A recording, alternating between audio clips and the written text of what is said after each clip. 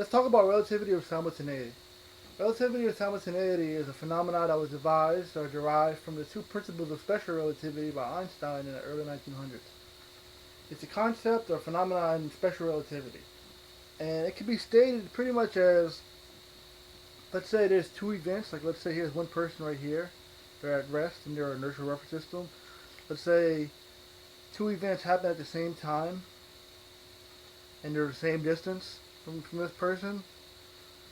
Okay, uh, if this person measures these two events to happen at the same time and they're the same distance, then that means they happen simultaneously. And relative to somebody else who's moving, relative to this person, they will not experience these two things to happen simultaneously from their point of view. So, in other words, two simultaneous events that happen in one reference system aren't always simultaneous to happen in every other reference system, especially whenever other reference system is moving relative to the at-rest system. So, you can derive this phenomena simply from the two principles of relativity. So, that is, the laws of physics are the same in every inertial reference system, and speed of light is always measured to be the same speed relative to every inertial reference system, no matter the speed of the observer or the speed of the source of the light. So, to understand how, let's first assume that the speed of light isn't measured to be the same always for every observer. So, to understand how this phenomenon can be derived from those first two principles, we're going to assume that first, that the speed of light isn't the same, isn't always measured to be the same. So, like, let's say here's you, you're at rest, you're on an inertial reference system, and your friend is in the van. And they're in the center of the van. Now let's say there's these two paint cans. Alright? Now let's say these two paint cans explode. Now let's say that whenever they explode, this can's distance from you is the same distance this can from you is. And let's say you can see these two cans explode, and the light that it takes for the light that reaches you from these cans whenever they explode, it reaches you at the same time. Let's say you can measure that. Then you can justifiably conclude that these two cans explode at the same time. But remember, the speed of light isn't the same speed always. That's what we're assuming to understand how you can derive the phenomena of relativity or simultaneity from the first two principles. So to understand that, we're going to actually assume that the speed of light isn't the same.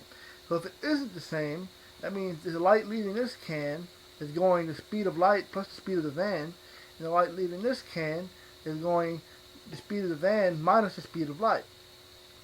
So that means this speed of light is going faster than this light. And the time it takes for this light to reach your friend right here in the center is going to be the same time it takes for this light to reach your friend in the van, in the center of the van.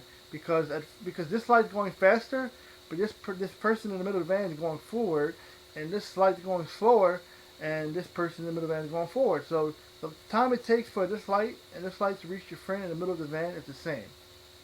Now, that means that if the speed of light is the same relative to every inertial reference system, if that is true, then this person experienced these two events that happen at the same time, and this person experienced these two events that happen at the same time.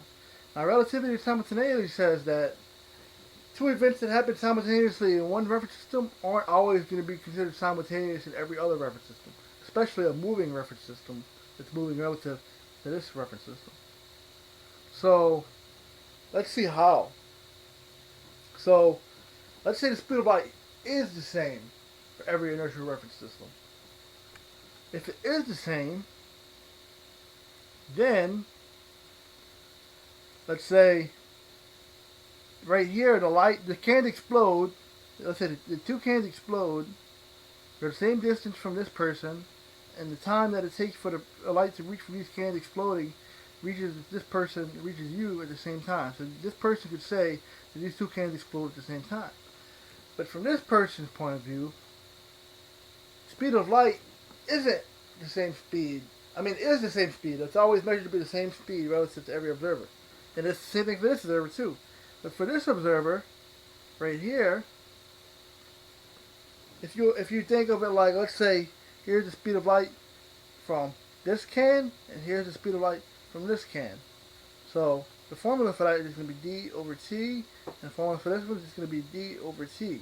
So if you think about it, the moment that from the distance from the point and position, the moment from the position where the light leaves this can from whenever it explodes to the position where the light from this can reaches the person in the middle of the van is going to be increasing. That distance is going to be increasing because the van is going forward this way. But the moment the position of which the light from this can leaves this can from whenever it explodes to the position to where it reaches this person in the middle of the van is decreasing because this person is going forward. So we can say that, like, let's say this original distance, let's say let's call that this 1. We're going to call that 1. So we can say, like, let's say this distance is decreasing, so we can say it might be 0.5. And I'm sorry, this distance is increasing, so we can call it 1.5. But we can say this distance is decreasing, so it's going to be half the original distance that the can from the person in the middle of the van was. So if these two distances are different, then we must say that the times must be different. So this time must be 1.5 and this time must be 0.5 because these must cancel out, so the speed of light can be the same for every inertial reference system. Now, in the original case where the speed of light wasn't the same in every inertial reference system, it was different. The speed of light might have been like 1.5 c, and the speed of light from the other can would have been 0.5 c. So that would have been different, where the two times that the light from the cans reached the person in the middle of the van was the same. It would have been simultaneous. But the cans, whenever the speed of light is the same relative to every inertial reference system, it turns out that the times that it takes for the light from each can to reach the person in the middle of the van is different at different times. So if you look at this t right here and this t to be considered the time it takes for the light from the cans to reach a person in the middle of the van, those times are different. They're just different times. So that means they actually happen at different times. If you think of it like, I'm sorry, I'm getting ahead of myself. Let's say that's the first principle. That's the second principle of relativity. Assume that the speed of light is the same, measured to always be the same relative to every inertial reference system. So that's the second principle. Assume. Now we're going to get to the first principle. How do we understand relativity or simultaneity from the first principle and the second principle? So we got the second principle understood, and that's just that the second principle is held true. Then the light from both of these cans reaches the person in the middle of the van at different times. So that's that point. If you hold the second principle true, the light from the cans reaches the person at different times that's in the van, but it reaches the person that's standing still outside the van at the same time. So this person considers these two cans to happen at the same time.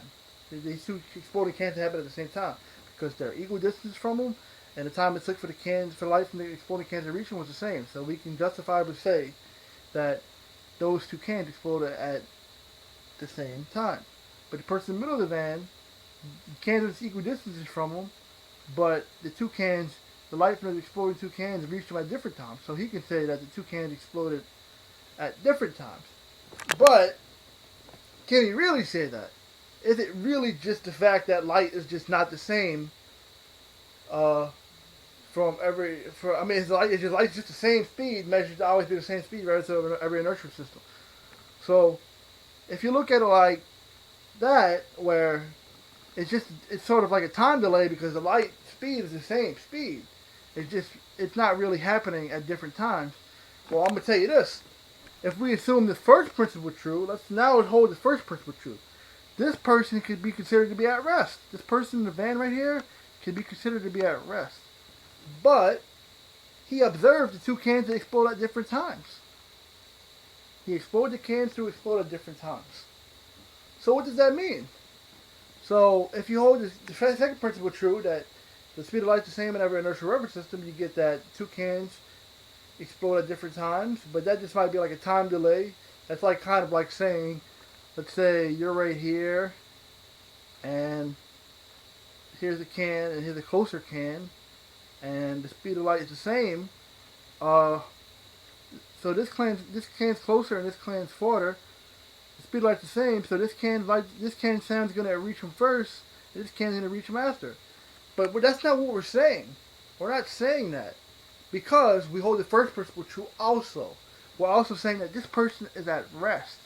This person is at rest. That's the correct way to look at it. He's also moving, but he's also at rest. Those are both correct ways to look at it. And if he's also at rest, if that's the correct way to look at it, yet he experienced the two cans that explode at the same time, that means the two cans were at equal distances from each other. The two cans was measured to explode at different times, and he's at rest. That must mean that the two cans actually exploded at different times. That's what that must mean. That's what it has to mean. And it could also be correctly stated that he's moving now. He could be saying he's moving, and the two cans exploded at different times. That's the correct way to look at it. So, if you can say he's moving, and he measured the two cans to explode at different times, then that could be sort of like a time delay thing.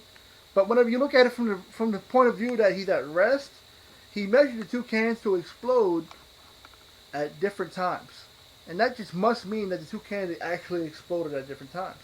And if he's at rest, if this person's had to be at rest, this person is considered to be moving. And that means if he's moving, if this person's moving, then this person experienced these two cans to explode at different times. Or at the same time.